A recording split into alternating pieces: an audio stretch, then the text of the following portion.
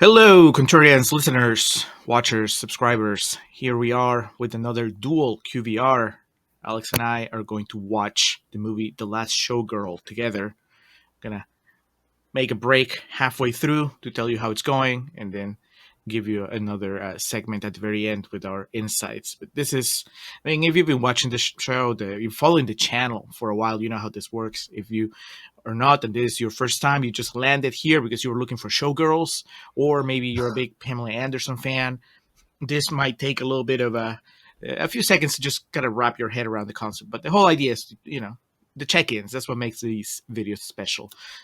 We do lots of these individually on our Patreon channel, but the ones that we do together, we put here on our YouTube page for everybody to enjoy. So there's a very real chance this drives traffic based off Taylor Swift's new album, because her new album's called The Life of a Showgirl. Yes. And you even made that joke, and I just now remember that. Man, I've been inundated on Instagram and I guess other social media with the promotional photos of her album, where she's dressed pretty much like Pamela Anderson is dressed in the poster for this movie, or the still. Oh yeah, she's putting it out there.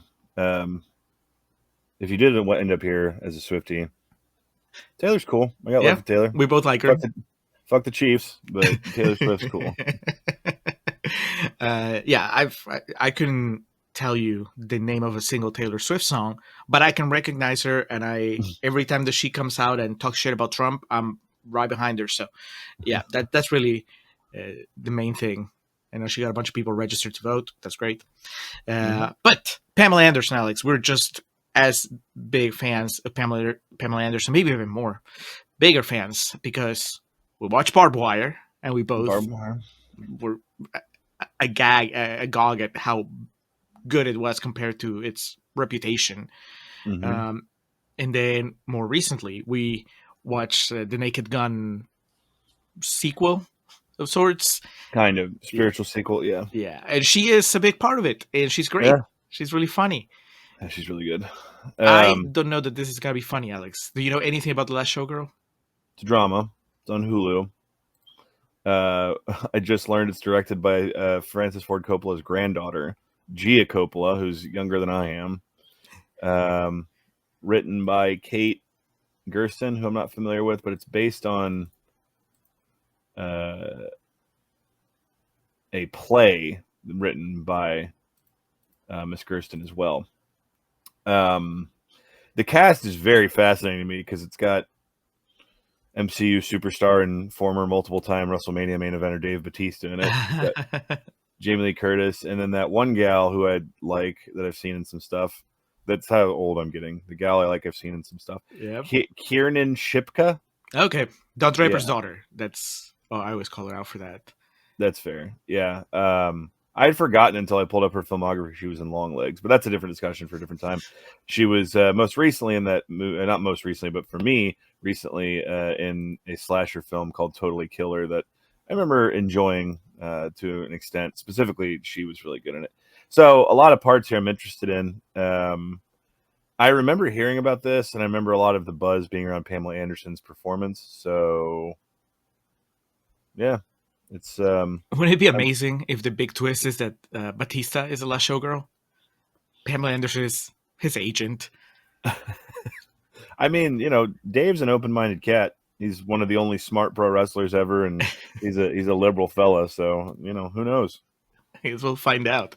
This comes to us, by the way, courtesy of Patron Jason Nerdrovert, who recently gave us what's it called, La Samurai, just a French artsy movie from the 60s or 70s to do on the Patreon channel, and that was something. It was a good, interesting discussion. And then, of course, he will always be remembered as a man that made us watch Dunstan Checks In, which is now part of Contrarians history forever.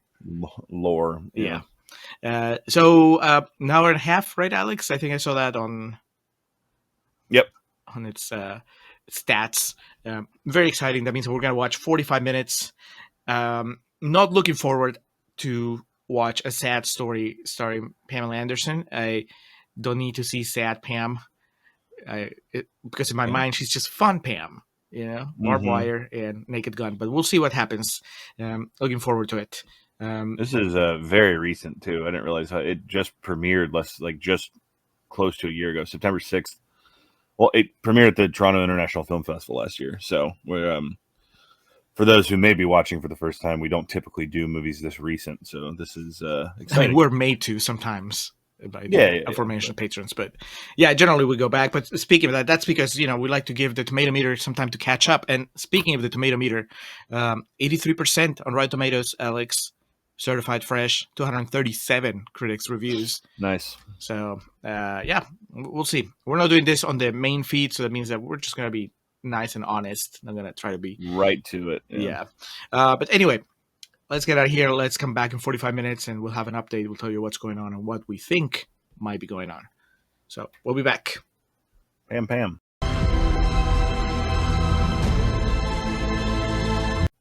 And we are back. We've spent 45-ish minutes with the last showgirl and her friends. Alex, I stopped a little before 45 because it seemed like a good spot. She just finished having dinner with her daughter. Okay, so I went to like 46 or 47. So you're probably a scene ahead of me. Yes, because there was the scene that follows it. I was like, okay, I have to see how this ends. So I'm not going to spoil what happens there though, because it's kind of integral. Okay. What I will tell you is I really want to go back to Las Vegas. Really? Yeah. This movie made you want to go to Las Vegas? I didn't say I want to work there my whole life, but like she's walking around New York, and there's a shot of her daughter outside of the Luxor, which is sentimental to me. So yeah, it's the gambling chainsaw. Man, can you imagine? Just like there, and Jamie Lee Curtis comes to offer you a drink. Like, hey, honey. Just boobing out like crazy. Yeah, man. Like already this movie, there's, there are Showgirls is a good example of a movie we've done. And there's so many movies about Las Vegas specifically. And, some about working there, and you think about it. But then just spoiler alert, so far into this movie, I'm enjoying it. But like the Jamie Lee Curtis character and Pamela Anderson, and like, you think about it, if you did work there from like your 20s into like well into your, middle life, how, I don't know what your grasp on reality would be. You know what I mean? Like I spent 5 days in Las Vegas, and like if I worked in Las Vegas, I would literally like leaving Las Vegas myself. I would drink myself to death and like Christ. Gamble my money away. Not like in a intentional way, not like Nicolas Cage going there to kill himself. Right. Like, I'd just be having too accidentally. Much fun. Yeah. Just, starfish out on the fucking Excalibur casino floor. But I mean, I'll take your word for it, because you've been to Vegas several times and I haven't. Mm-hmm. And my gut reaction is to say, well, no. Surely you can be there and keep the spell at a distance, so you never lose touch with reality. But maybe not. The level of discipline you would have to have would be insane. Yeah, I'm not saying it's an impossibility. I'm saying I could not do it. And for the purposes of our movie today, our main character here, Shelley, is that her name? Pamela Anderson. I think. We made a joke before we started recording. This is definitely giving wrestler vibes. I was going to open by saying, Alex, do you know what I'm going to ask? Is this Pamela Anderson's the wrestler? So, but it's very similar, and I can, you can not necessarily directly relate to her character, but it's clear that she's been in Vegas forever, and that at one point in time, the show she was in, she is a showgirl, and it is clear that at one point in time, they were the fucking talk of the town, the cock of the walk, what have you, and she's still chasing that high, and that's why she's now at the same show, but it's a failing show because the way they do shows in Vegas have evolved. I really liked her speech about how showgirls were treated like royalty in Las Vegas, because it's true of like, that was like the cream of the crop type shit. That's the whole fucking showgirls premise, is that but I'm saying it's true. Like there was a point in time where someone would see that and be like, yeah, that makes sense. But like the way shows have evolved with like magic and like, whoa, okay. You're talking about Showgirls as a concept, not Showgirls the movie. Yeah, no. I was like, there's no point to Showgirls the movie other than...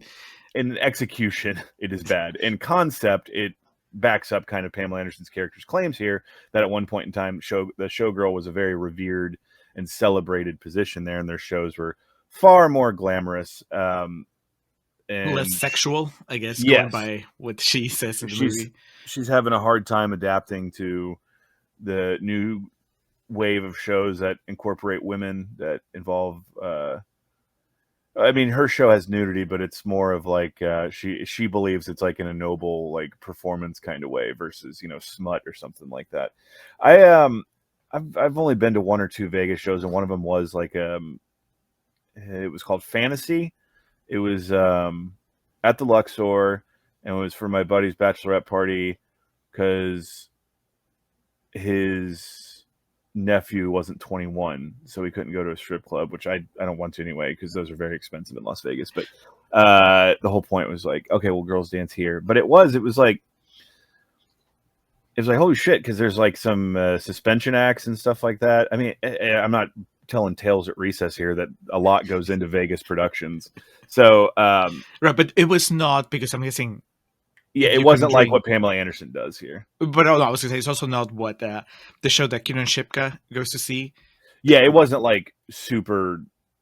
Like there was nudity, but it wasn't like fucking really what's the word I'm looking for here? Perverse, or it wasn't like really. I'm completely blanking on the word, but it wasn't these people out there just like touching themselves and shit like that. Because yeah, when Kieran and Shipka does her routine that she's practicing, Pamela Anderson's like, "Stop!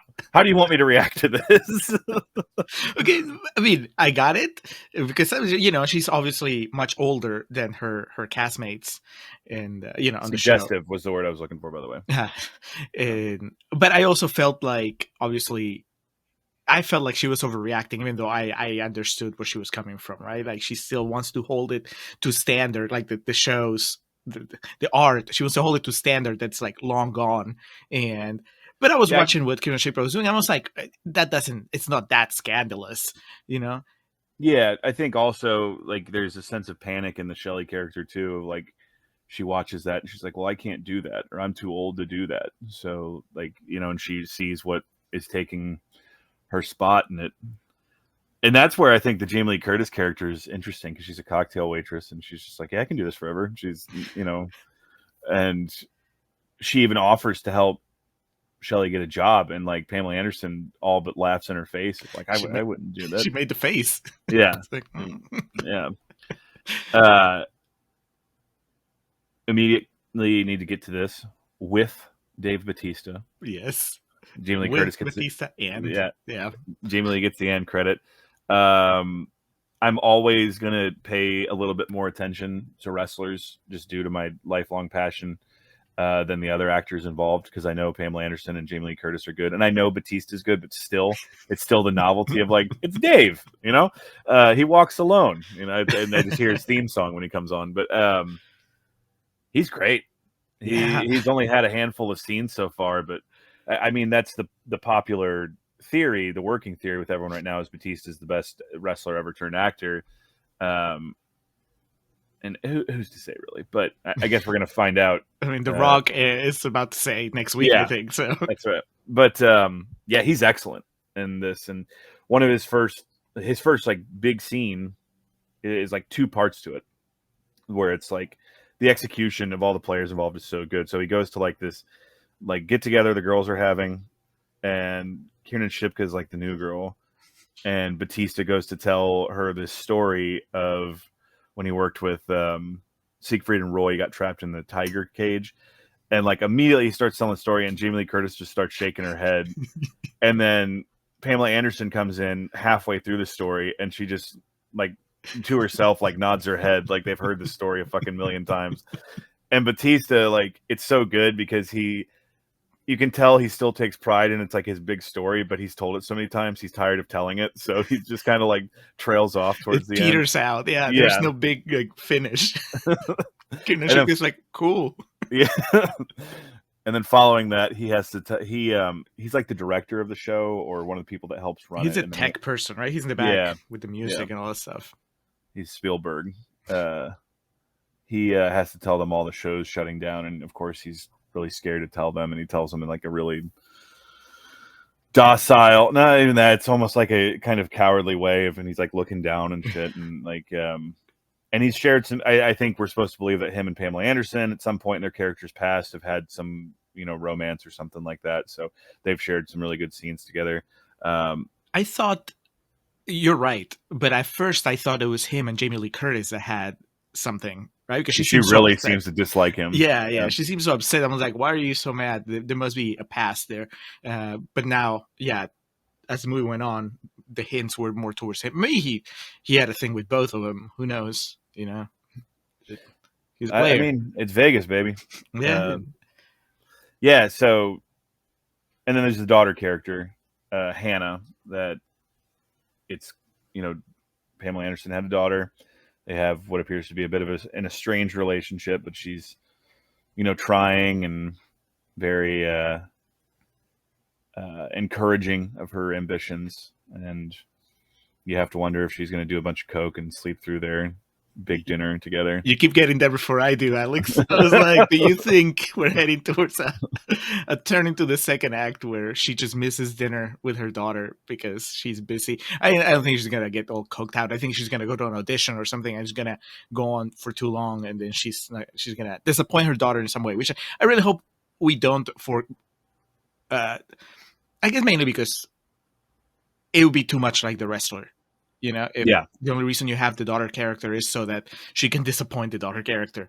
But also, I mean, this is just a fool's dream at this point. I want this movie to have some sort of happiness towards the end. If this is as depressing as The Wrestler, and that movie's great, and this movie could be great just being depressing, but I just don't want to see it.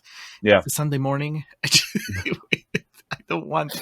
I want. I mean, I don't need like a fairy tale ending for this, but I need her to I don't know, have her last show with Pride. I think that it's interesting that we're halfway through the movie and we haven't seen any clips of her performance. The most we've seen is like behind the scenes as they were getting ready to come out. But so I wonder if we're building up to that. If the last bit of the movie, the last sequence, is going to be seeing her perform with everybody else, which would be cool.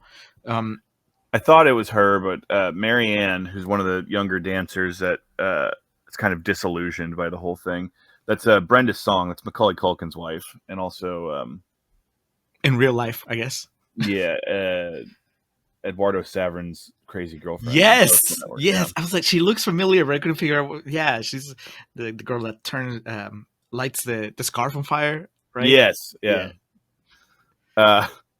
Why does your relationship status say single? I don't know how to change it. You expect me to believe that?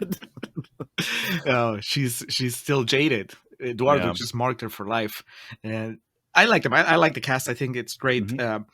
My last point about Pamela Anderson and your idea that she's under the spell of Vegas is that when you are an older entertainer in Vegas, that based on what we see in the movie, she's not in a great financial position and she's about to lose her job.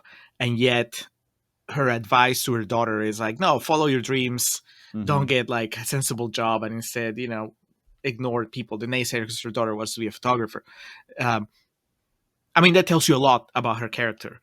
And I am old enough now that I fear that I would be that person that would tell the daughter, no, how about you get something that's gonna make sure that you're covered for, get this. You can be a photographer, but also get like a job that, has a retirement plan, as they continuously make the point in this movie. A 501k, as Jamie Lee Curtis calls it. Yeah. But maybe not. Maybe the movie is supposed to inspire us to say like, no, you're never too old. Even if you're old and you're older and you're hitting those problems that you get like as you come closer to an age where your opportunities are limited and whatever, right? Like, I wonder if we're gonna get to a point where the movie asks or forces Pamela Anderson to directly confront the fact that maybe she wishes she had chosen a different path when she was younger, but she seems so happy with her past, with her history, that that would be a damn shame. But at the same time, you can't deny that she's in a very precarious position because of her choices when it came to her profession. So it's I guess it's heartbreaking either way. Yeah, it's also on the money presentation that also isn't like taking your attention and being like, like she has a really nice car but a shitty fucking house. Like it's yeah, things like that, attention to detail. I will say, because I'm obviously very complimentary of this. Coppola, what's her name? Gia. Mm-hmm. I believe she discovered the fisheye lens one day before filming this because there's a very heavy reliance on it, which I get. If I wanted to, and she would probably explain there's some artistic decision there about like all focus is on you or something like that. So it didn't bother me as much. It bothered me, and then I made the conscious decision to just get over it because like it's gotta be like this entire movie. So yeah, and I've seen it worse. Not to digress too much, but the most recent 28, it's 28 years later now. Like the most recent, zombie. They're not zombies; they're infected. But whatever the case, I was just talking about it with Corey yesterday because I was telling him that the constant out of focus aspect of it, that one I found really distracting. I couldn't get past it through the entire movie, and this one is a lot more restrained, I think. But I also think that it makes sense, I guess, as far as we can come up with justifications, right? The show is fading out. Their careers are in flux. Everything is a blur. So you can come up with reasons to support that aesthetic, and I think that everything else is so good that I don't have it's hung up on it. It's not enough for me to like have any negative thoughts about the movie itself. It's just like, yeah, I get it.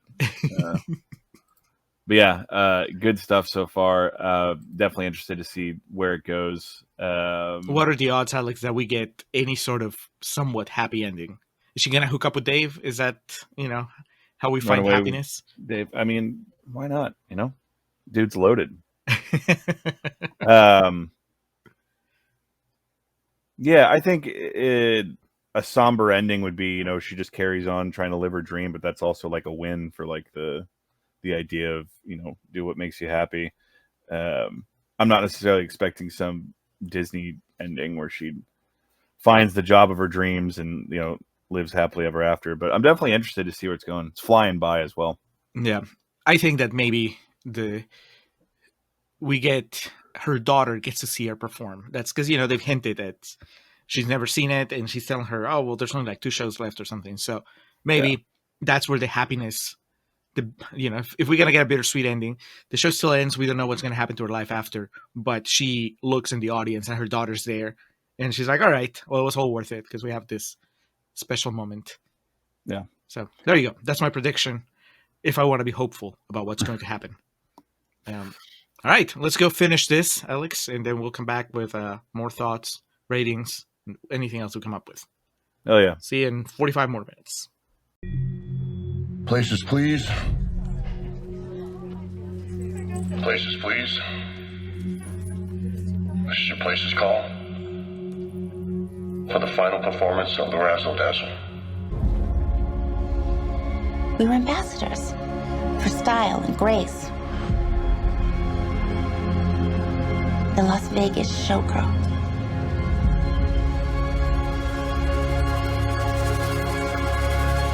The iconic American showgirl.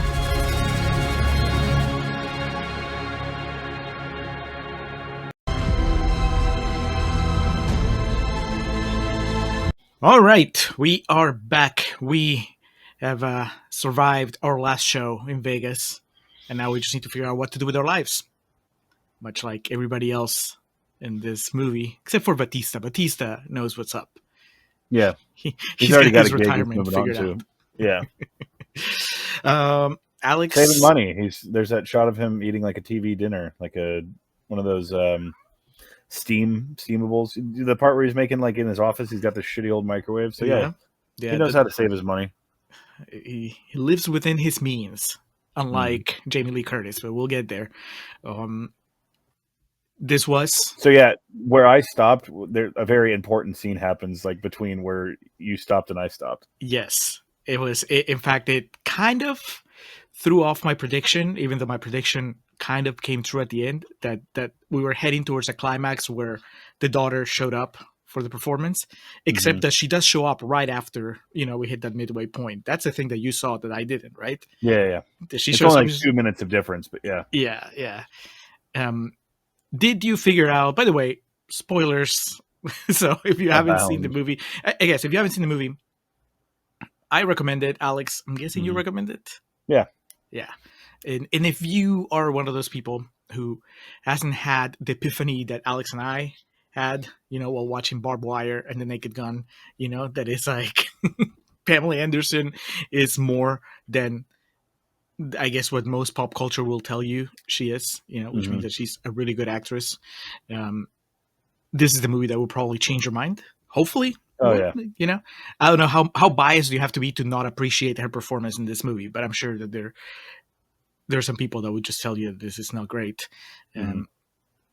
But before we even get there, I guess recommendation from both, full on spoilers. Alex, did you figure out that Batista was um, Hannah's dad By before the the movie revealed it? by the way he talked to her, I was like, oh, there's some connection here, but man, that's fucked up. Just not. Yeah, I felt bad for Hannah. It's like she didn't have both her parents were out of the picture. Yes, I feel bad for everybody at the Well, same yes, time. yes. Yeah. But The interesting thing about the second half is how the Shelley character develops in front of your eyes, and you realize, oh, she can't handle like anything. Like she can't handle any like pressure or things not going her way or any real sense of responsibility. There's a very interesting scene with her and Shipka. What's her yeah, name? Yeah. yeah. Uh, God, I had her name before we started recording, and now completely. Kiernan Shipka, there you go. Sally Kiernan Draper, Shipka. Yeah. But Sabrina the yeah. Teenage Witch. Anyway, yeah, everyone is kind of sad in this. I think that's one of the tales of it. Don't work for life in Las Vegas, I guess. Make sure you have a backup. Yeah, exactly. It's what happens when you follow your dream, and The dream or doesn't follow you. exactly, or in the case of like Batista or like Jamie Lee Curtis, their characters, and that's just like life getting away from you. But yeah, it was all sad. But the scene where we learn that as the audience, the dinner scene between Batista and Pam Anderson is pretty dynamite. Yes. I think the second half really. It's interesting because I had forgotten that this was a play, right? Like I had it in my head when we first started the movie, the first scene. I'm like, I can see how this plays on stage. And then I got caught up in it and it completely left my mind. And then when I came back to it for the second half, I started thinking about it again. And mainly because we got a couple of like musical montages and I was like, how does this play on stage? But I'm wondering if it's just like a one act play or if it was a 2-act structure, and if the second act is what we just saw the second half. Mm-hmm. And so there's a very marked difference, specifically with the Shelley character, but I think with everybody, where you kind of see their best side in the first half, and then the second half, yeah, everybody gets ugly, and not in a way that's not. I mean, they're human it's all people, human. Yeah. But I found it. I called it an empathy challenge on my notes. And careful, Alex, because empathy is a bad word apparently now in some areas of the United States. But this movie makes everybody kind of give in to their worst impulses for a little bit. Like everybody, obviously Pam Anderson is the most noticeable because she spirals, right? she loses it with everybody else. But even Batista, who seems to be the most gentle out of all the characters, he's out of line at that dinner. The way that he starts talking to her about her daughter, she kind of has a right to get mad and react the way she does, because he's just, maybe he's not trying to, but he comes across a very judgmental. And I was like, you were supposed to have fun. This was a date. I was rooting for you too. Well, then he says, like, he reveals it's not a date. He just wants to be her friend, and then she gets really embarrassed.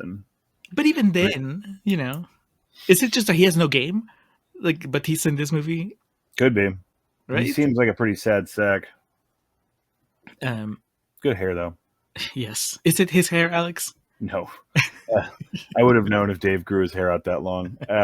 His wardrobe is also quite funny. Like the button-up shirts with like tigers on it and shit. Vegas, baby.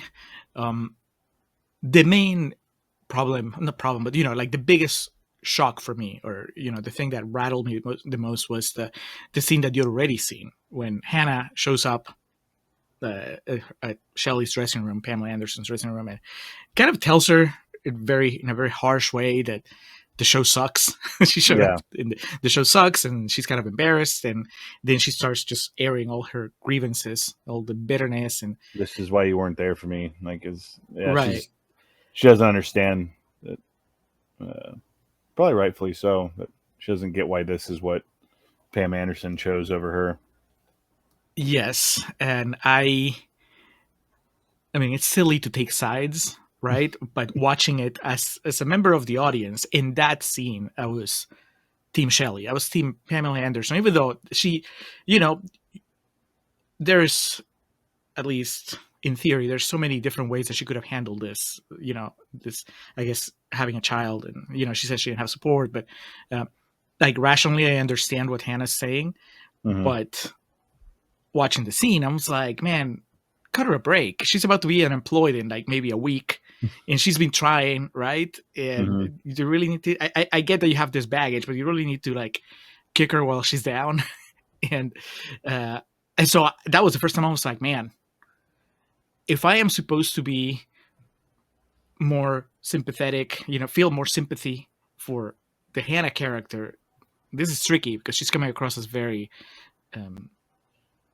just not a nice person. And it made me think of, like the obvious comparison, because we talked about the wrestler and the daughter character there.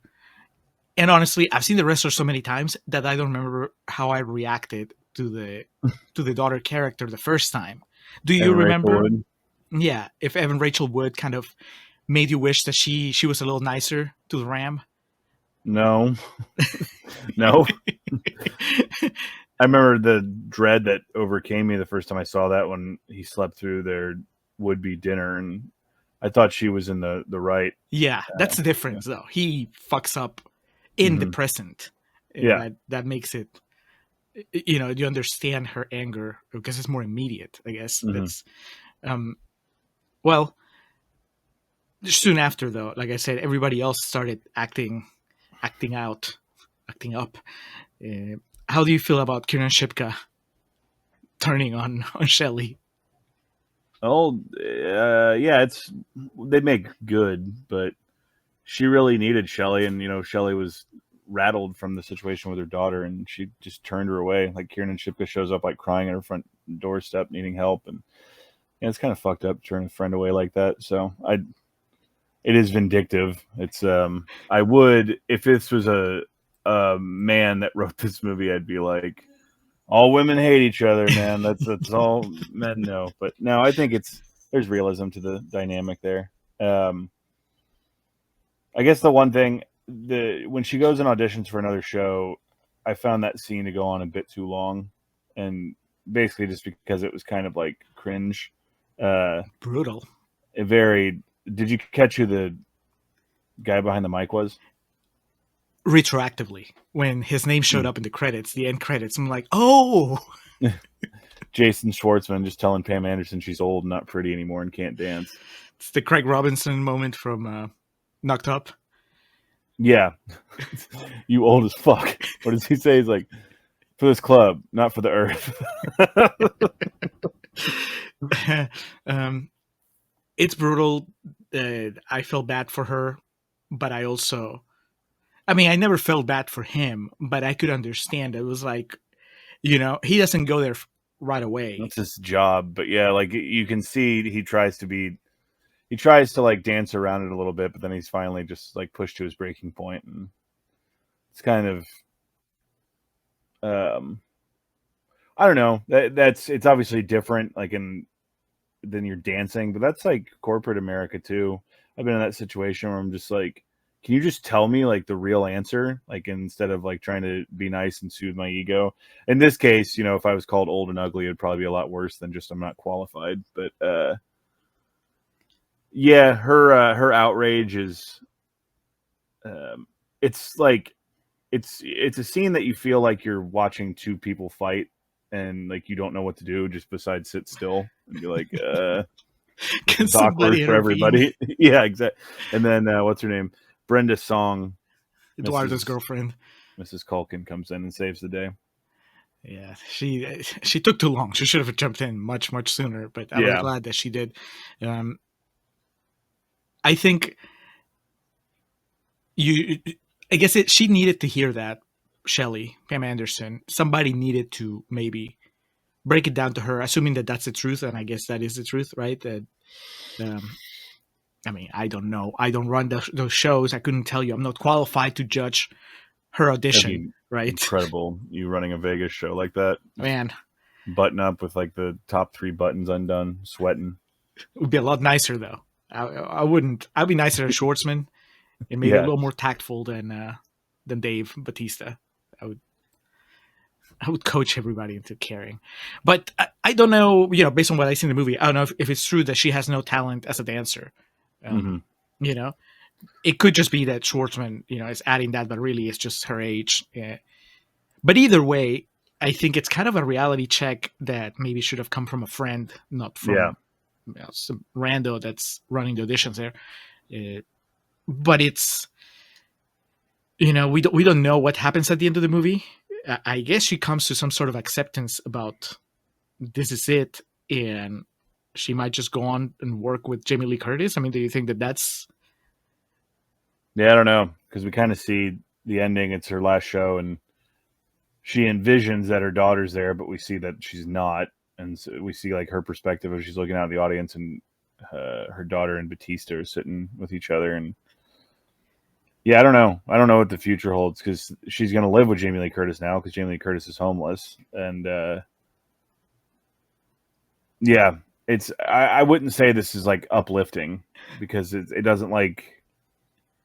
It's also not massively ambiguous, like Dark Knight Rises or Black Swan.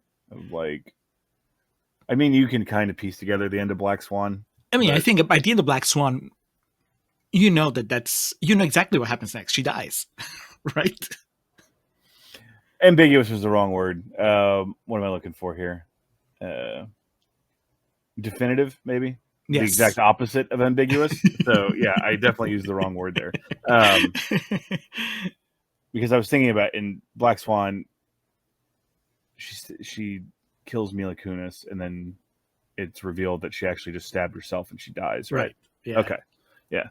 So definitive, because she has the last line of the movie where she says something like, "I was great." I was great. Shit. Yeah. But I mean, it's a full on Aronofsky here on a serving of Aronofsky in this QVR, because also the wrestler, right? Yeah. He might survive that thing, but odds are that the Ram is dead, and we know exactly what decision he was making, much like Natalie Portman in Black Swan when they have that final movement. Mm-hmm. And here we just know she had one last show, but we don't know what like the future holds for her or anything. Right. But yeah, it's not like an ideal present she is in. What's the most she tells Batista when they're speaking right before the show, she tells her that she's thinking of going to Hannah's graduation. Mm-hmm. Right. But then again, she might not. She might just work at the casino with Jamie Lee Curtis. So that's kind of like an avenue. I don't know if it's a strength of the movie or a weakness that it doesn't have a punchier ending. Yeah. I'll admit, Alex, that I was iffy on what was happening with Hannah at the end. I got mad when she first showed up. And I was like, this is bullshit. Why is she there? I don't buy it. When she called her mom, I was like, what? And yeah, but of course it was just a fantasy. But I was... Until we got the shot of her and Batista sitting, I was like, is this really happening? I'm going to have to ask Alex if I'm misreading the movie. But yeah, the dream shot of her sitting next to Batista, smiling approvingly. I was like, okay, I know that's not happening because Batista is behind the scenes, working the lights. So just the idea that that's on her mind, on Pam's mind, that's how she gets herself through the show. Yeah, I mean, I get it. I just don't... I don't know, like the last section I said, I don't want it to be along the lines of the ending of The Wrestler or even Black Swan because it's been done. So I wanted to do something else. I don't know how I feel about what I did. Yeah. But I think that what you can't take away, at least in my opinion, is that the Pamela Anderson performance holds throughout the entire movie. Agreed. With that in mind, Alex, let me read you quickly a few Rotten Tomatoes quotes, because most of them, they're about Pamela Anderson. Starting with the critics' consensus, which says, a wistful showcase for Pamela Anderson in a refreshingly dramatic role. The Last Showgirl pays homage to the working class of Las Vegas with a superb collection of performances. And then we have a few actual quotes. Matthew Koss from The Wandering Screen, it's a YouTube channel apparently, says, The Last Showgirl is a brilliant showcase for Pamela Anderson, one that may surprise even her harshest critics. Her performance is layered and vulnerable and proof that there's much more to her talent than the public image she's carried for years. We said something similar. Yeah. Wire. So, yep. And we were right, goddammit. Yes. Finally, Hollywood is catching up, several years later. But Marissa Hill from Shade Studios says, Anderson's portrayal is vulnerable, real, and layered. There's a word again, showing depth that fans may not have expected from the actress best known for her role in Baywatch. Even all these years later, that's still just going back to Baywatch. Yeah, it's 20 years before this. Yeah, it's still in syndication. 30 years. Yeah, it's still going. Maxence Vincent from Flicksided says, Shelley is Pamela Anderson. It's who she always was and what she always wanted to showcase. Now the spotlight is hers and hers only. I remember the name of the Natalie Portman character in Black Swan, but I don't think anybody was saying, "Oh, that's Natalie Portman." And like, that's her. Yeah, the Ram. Yeah, I think that by and large, everybody goes like, "That's Mickey Rourke. That's why it works." Oh yeah. What do you think about this? Is Shelley Pamela Anderson, as this critic claims? Do we know enough about Pamela Anderson to make that call? I don't think. No, this isn't allegorical for her career, her life. I think she's just really good. She's a good actress, specifically in this role. Yeah. I mean, if you're saying that Vegas is Hollywood and that her career as a showgirl in this movie is supposed to mimic her career as an actress in Hollywood. Yeah. I mean, maybe, I don't know. I think, thankfully, her ending in real life, or whatever happened next in real life, is much happier than what we get here. But I can see maybe somebody stretching the parallel to say, well, it's about an artist that gets treated badly by the industry that she loves. The system. Shoots her up, spits her out. Another one, Elise Chaffins from Movies We Texted About says, in its best moments, The Last Showgirl is a powerful examination of everyone's desire to forge their own path and to be recognized as valuable. This one doesn't even mention Pamela Anderson, but I agree. Yeah. And then finally, Maria Latilla from Film Stories says, welcome back, Pamela Anderson. This time, more on your own terms. So I like that. That's a closer. The idea of these people pursuing their dreams, we talked about that in the previous segment. And where do you think this movie lands? We kind of joked about, the message is that you need to have a backup plan. Yeah. I guess so, right? It's showing you that when you see a Jamie Lee Curtis, Jamie Lee Curtis and Pamela Anderson characters versus the Batista character, who's, I guess, built himself a safety net, not just by eating microwave foods, but also by, I guess, making himself a part of the system that they can't get rid of so easily. It's an important thing to do at a job, by the way. Learn things that make the machine run that you don't share with anybody. So if they do let you go, at least shit will fall apart temporarily. Yeah. Fuck you. Yeah. Let's go to voicemail. I think that I like the Jamie Lee Curtis character, and I found her role in the story useful, right? It's good to have somebody that's Shelley's age to commiserate with and maybe offer some hope. But that is just such a downer where that story goes. We get to see her dance, though.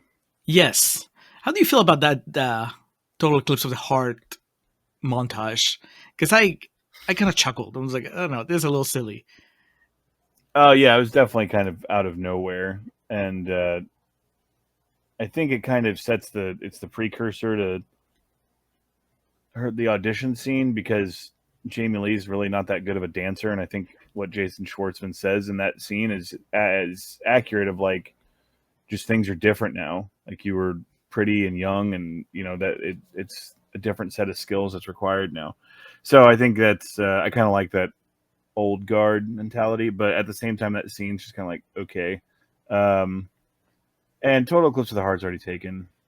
Old School and The Strangers Pray at Night, which That one I didn't. I thought you were gonna say whatever Happy Madison movie is where the house band. that's Old School. Oh, that is Old School. Okay. Because I say fuck every time I hear that song because of that. See that fucking look in your eyes. Yeah. That's old. That scene is so good. Old School is kind of like peaks and valleys, like it, but that's such a good scene because he says fuck the first time, and Will Ferrell's like dancing with his wife, and yeah, it's great. But The Strangers Pray at Night has like, that movie is also peaks and valleys, but has a really fucking cool scene set to that song. So I was like, George Harrison on The Simpsons, I was like, it's been done. Yeah, but I don't think it's the song. I mean, I guess that doesn't help. But I can't think of a song that would make it not silly. You know, the idea of the musical montage in that scenario is usually, I think it's the swing and a miss. Effect. Yeah, like what's his name?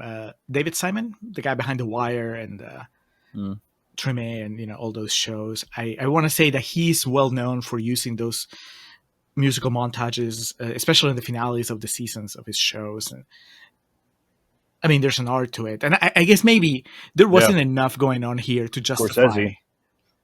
Yes, yeah, okay. Rolling Stones, whatever track he's feeling like using kicks in, and but usually, you need something epic maybe to tie it together.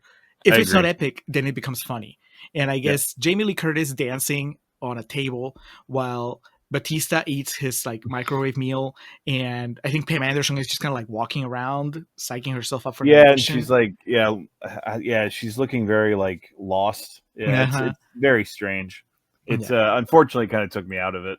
Yeah, me too. Then, some of the developments with the characters and stuff. The second half I felt was a bit more disjointed than the first. Yes. Again, not for the performances. It has nothing to do with the performances. It's just I think the structure. Maybe, it's one of those things where my feelings are colored. My overall feelings are colored by the not quite entire satisfaction I got from the ending. Yeah. And so I'm like, I'm not gonna forgive anything because I didn't like the ending that much. But overall, I mean, I think this was good. I think it's an excellent example of taking an actress, an actor, that most people have a very specific idea of, and them doing something different, and it working. It might have been back when we did the Friends Extravaganza on the main feed, and we'll talk about Jennifer Aniston, and I told you she has that movie. I don't remember the name now, but it's her last showgirl in a way. It's Jennifer Aniston, like no glamour whatsoever. It's just she's kind of she has like back pains the entire movie, and she's grumpy, and it feels like an attempt to do this, except it doesn't work. And when it doesn't work, it feels more transparent. Like watching this movie, did you ever feel like, oh, they're just trying to sell us Pamela Anderson as a real actress? I didn't. No. I just felt like, oh, it's a movie and she happens to be great in it. Yeah. So yeah. No, it didn't feel like there's no agenda to it. It didn't feel like it wasn't anything self-serving, or because I know exactly what you're talking about, like rehabilitation pieces and stuff like that. And that wasn't. Yeah. No, it's good. So, Jason, this came from Jason Nerdrovert. Thank you for giving us yet another instance of Pamela Anderson being great. Now you have if nothing else, we have the holy trilogy as far as Contrarians go. Barb Wire, Last Showgirl, Naked Gun. Yes. We had a patron friend, Ryan, on the patron chat. He was asking for a Pamela Anderson project along the lines of what we did with Lindsay Lohan, and I was like, I don't know that we'll get there, but we are at the very least doing The Last Showgirl on a video, and there might be a documentary. Yeah. Something. So I might feel inspired enough to watch it, check it out sometime soon. But Yeah, I wouldn't want to do that because there's a big part of the story that has one been covered, and you can't tell the story of Pamela Anderson without covering it. 2, it's been covered to death, and 3, it's just at this point I don't want to talk about it. yeah, maybe we give more time, and we do is like past, right after that, and it's just everything that happens after. Pamela Anderson in the 21st century. There you go. Yeah. All right, Pam, get cracking on just making movies and TV shows and everything, so we have a nice body of work that we can use on this project. What's your score, Alex? Maybe like a B-, C+, somewhere in like the 3.5 star range. Would recommend it. It's an easy watch. It flies by. When it ended, I was 1, like, that's it, and then 2, I was like, wow, that is it. Like, thinking about like how quick the movie went by. So I have some, as expressed, qualms with the second half, but I still enjoyed the experience of watching it and would recommend it. So I'll be nice and say a B-, 3.5 stars. I'm landing on 3.5. I was flirting with 4 stars, and it was basically going to come down to the final shot and what that does. And I think that the final shot is better for Pamela Anderson than it is for the movie. Like, her performance really shines, but the movie itself, I don't know. And it's one of those movies that's so sad. I don't know that I would ever watch it again to, see what else I can get from it. But still, I recommend it as well. 3.5 stars. It's a good one. And another entry into the file of Batista is a good actor. Yes, and Alex, I guess my final point, at least when it comes to Batista, is that this is the most subdued I've seen him, because usually even when I've seen him be good in other movies, he's kind of big, right? Yeah. He has a very, very small part in the Blade Runner sequel that is along these lines, kind of like toned down, but it almost doesn't register because he's not really part of that movie. Here, he's part of the movie. He's there all throughout, and he holds it. So that's great, because I was wondering, as much as I like him, it's like, well, okay, but is it only when he's big, right? Mm-hmm. I guess that's the thing that people like John Cena and even The Rock, need to. We'll see. Yeah. That's the next challenge. No, but you're absolutely right. The Rock, the reason he is who he is because he's The Rock. He's, when Dwayne walks in the room, and Batista, has Dwayne and Cena have both kept, not quite to that level, specifically Cena, but they've kept their pro wrestler-esque physique and like frame, whereas Batista's noticeably like slimmed down, and like in this, I mean, he's still a dude you don't want to fuck with, but like when you compare him to the guy who was in WrestleMania in 2005, they look like different people. And because he is such a big guy, you're exactly right. It's amazing he can pull off the reserve that he has here. He's very, very shy and timid, and it's like it's wild to see. And it makes the dynamic between him and Pam Anderson, because she's so beat you to the end of the sentence and so like aggressive almost in conversation. It's really good. So yes, positive thoughts all around. I just thought of 2 things real quick. One, the movie opens with her audition for Jason Schwartzman, but we don't know that. Yeah. And then honestly, I completely forgot. Like, I remember at the time what I was thinking is like, oh, this is her auditioning for the Vegas show again, because she mentioned that she'd been there in the 80s and then that she stepped out for a while and then she came back. And so I thought, oh, is this the audition from when she came back? And then she made it. And I completely forgot about it until we saw it again. Did it ever confuse you? Do you remember what you made of that audition at the beginning of the movie?